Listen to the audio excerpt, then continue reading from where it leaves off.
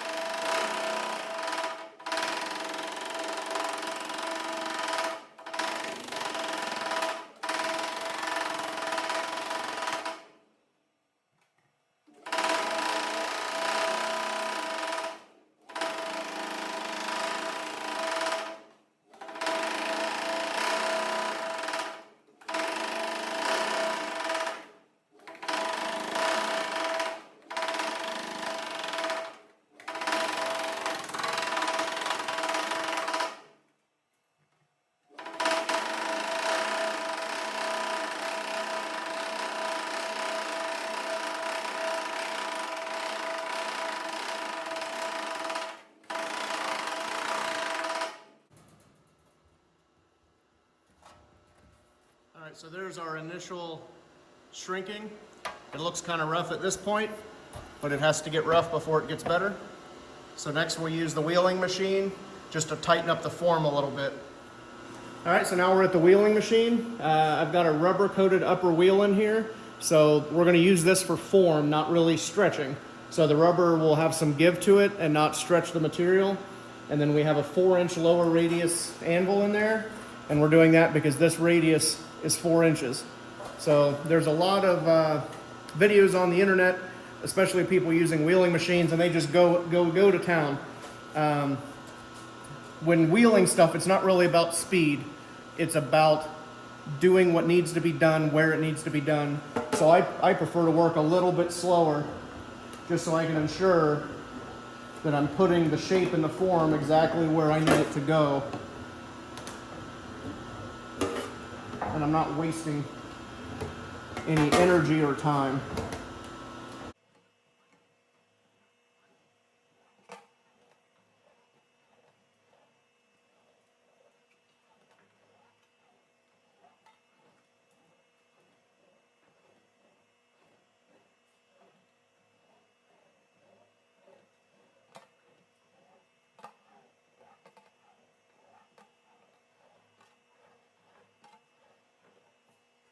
All right, so just kind of tightening up the form there.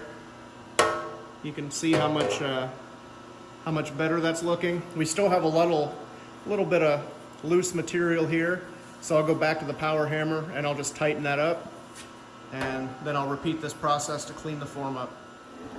All right, so I tightened up the shape a little bit on the power hammer where we had that loose material kind of here in the corner, so you can see how much tighter that is now. So I'm back on the wheeling machine, just kind of adjusting the form.